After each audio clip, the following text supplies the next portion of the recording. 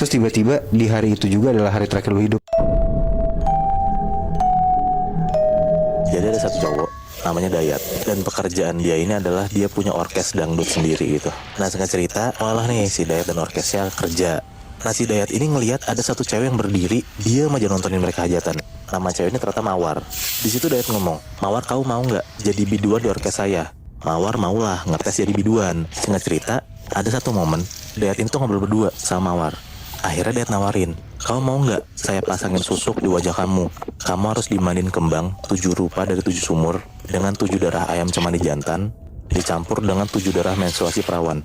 Di situ tuh Mawar kaget banget Nat dengernya. Akhirnya setelah ngobrol udah panjang, si Mawar ngiyain nih. Nah bener aja Nat. Kebesokannya orkes si Dayat itu langsung dibanjirin tawaran. Setelah berbulan-bulan Mawar join orkes Dayat, dia itu ternyata malah naksir sama Mawar. Dengar kayak gitu, ya Mawar kaget banget lah. Akhirnya omongan Dayat ke Mawar tuh ditolak lah. Ada di satu malam, Dayat kepikiran buat ngajak Mawar cabut. OTW tuh mereka naik motor berdua. Tiba-tiba, si Dayat tuh langsung kayak melipir gitu Nat. Kayak ke sebuah gubuk tua yang kosong gitulah di pinggir jalan. Dia tuh cuma ngomong, "Udah kau masuk aja." Nah pas masuk ke dalam gubuk, di sana ternyata ada Narto dan Bani. Nah mereka berduanya adalah personel orkes Dayat yang Mawar kenal juga. Seketika 3 cowok ini tuh langsung nyekap Mawar, membuka paksa bajuin Mawar, dan Mawar pun diperkosa bergilir satu-satu. Dayat tuh langsung mukul kepala Mawar kenceng banget. Abis itu dia langsung ngeluarin mikrofon dari tasnya. Kabel mikrofon itu nyekek lehernya Mawar sampai Mawar pun meninggal di tempat. Dayat langsung mikir lah, kalau susuk pembawa keberuntungan ini harusnya tetap bisa berguna kalau bisa dipindahin ke orang lain. Akhirnya Dayat tuh ngupas kulit wajah Mawar buat diambil satu-satu susuknya. Pakai pisau yang udah Dayat bawa, bener-bener sampai mukanya Mawar jadi daging doang. Jadi bener-bener gak ada sisa sama sekali.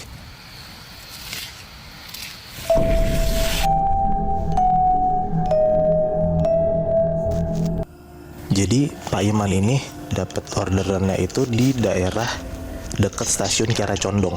Oke. Tapi di pemukimannya di belakangnya. Nah Pak Iman itu dapat orderannya sekitar jam 11-an malam. Oke.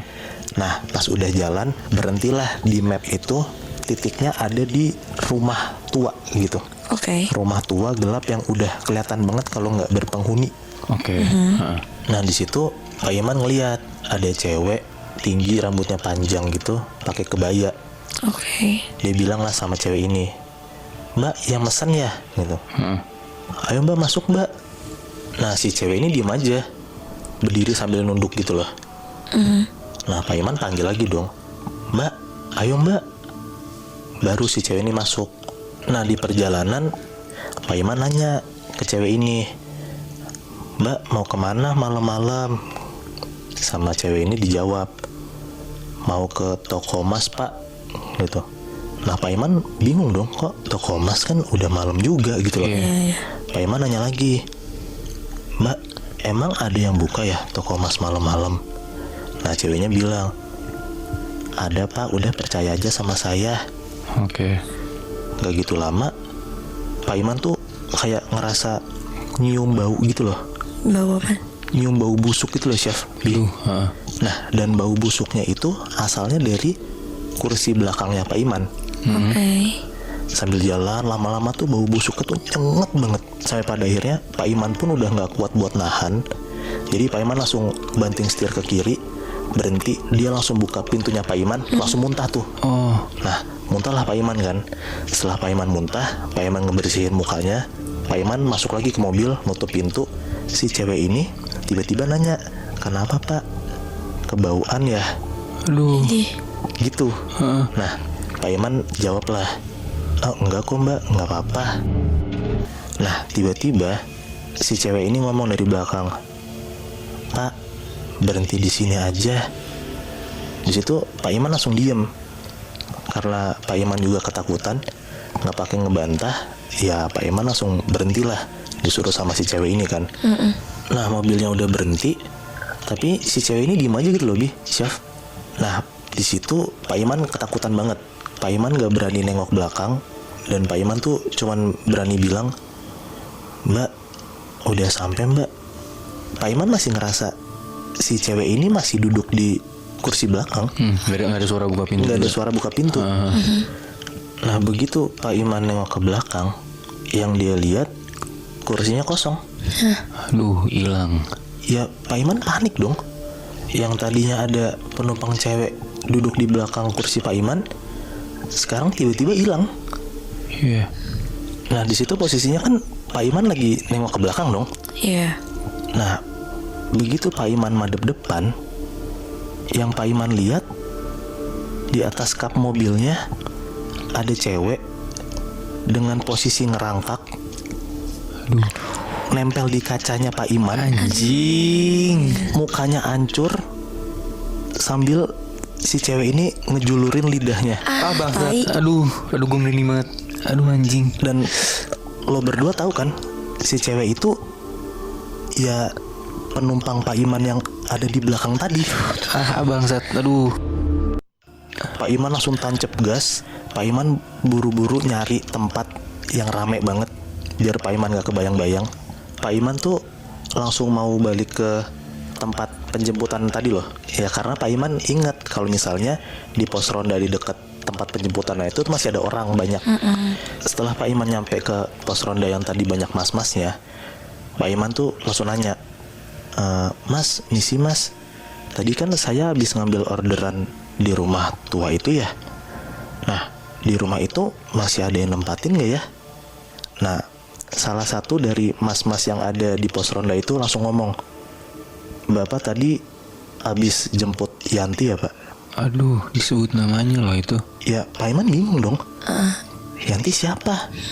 Nah disitulah mas-masnya ceritain kalau misalnya beberapa waktu lalu ada cewek namanya Yanti. Nah si Yanti ini di hari H pernikahannya dia itu ditinggal kabur sama calon suaminya. Undangan udah disebar, tamu-tamu udah pada datang. Yanti tuh malu banget gitu loh si Afbi.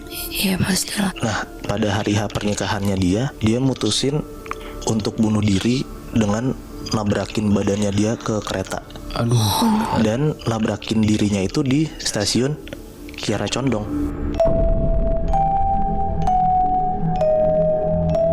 Sekitar tahun 2015, ada 11 anak SMA di Jakarta. Mereka ini tuh ikut ekskul pecinta alam di sekolahnya. Isinya kebanyakan cowok sama ada satu orang cewek. Pada saat itu mereka tuh mau naik gunung Sumbing. Akhirnya mereka berangkatlah dari Jakarta ke Wonosobo. Mereka sampai di pos 2 Gatakan sekitar jam 7 malam. Mereka mutusin untuk istirahat dan buka tenda di pos 2 itu. Faiz, leadernya mereka, bilang buat siap-siap buka 3 tenda. 2 tenda isinya 4 orang, sama 1 tenda isinya 3 orang. Jadi 4-4-3 posisi tendanya. Perempuan yang sendirian ini tuh namanya Nina. Dia tidur di tenda yang isinya 3 orang. Nina yang setenda sama 2 temen cowoknya itu namanya Rangga sama Adit tuh nggak bisa tidur karena ngerasa kayak ada yang ngeliatin dia. Tapi Nina di situ coba meremin terus walaupun nggak bisa tidur juga. Tapi tiba-tiba Adit yang posisinya udah tidur tiba-tiba ngomong, bau amis banget deh. Nina sama Rangga tuh nyautin, iya bener Dit, bau amis, nyengat banget ya. Karena mereka ngobrol sambil merem, akhirnya meleklah satu-satu. Dari Adit, Rangga, terus Nina. Pas Nina buka mata terus kayak mau ngomong, Adit yang tidurnya di sebelah Nina tuh langsung nutup mulut Nina sambil ngasih gelagat tangan yang kayak nyuruh diem gitu. Ternyata Muhibi, mereka bertiga tuh ngeliat di luar tenda mereka ada nenek-nenek bungkuk jalan muterin tenda mereka. Di situ mereka takut, tapi Adit bisikin ke mereka berdua buat merem aja sampai ketiduran.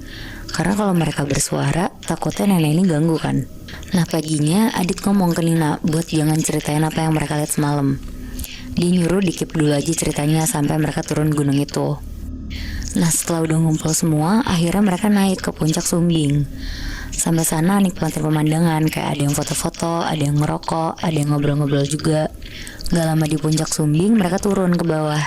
Selama jalan ke bawah tuh si Nina bilang ke Adit kalau dia tuh merinding banget, ngerasanya kayak gak enak gitu hawanya. Tapi Adit bilang, ya namanya juga lagi di gunung Nin, santai aja, sabar. Karena Faiz paling depan, dia ngerasa perjalanan dari pos 2 ke 1 tuh jadi lebih jauh dan gak sampai-sampai. Di situ gak cuma Faiz doang yang ngerasa lebih jauh, tapi yang lain juga ngerasa kalau ini tuh waktunya lebih lama. Di sini Adit sama Rangga sebelahan jalannya. Nah pas lagi jalan, tiba-tiba di kuping kanan Adit sama di kuping kiri Rangga ada suara berat banget ngebisikin kuping mereka, terus bilang, Hai.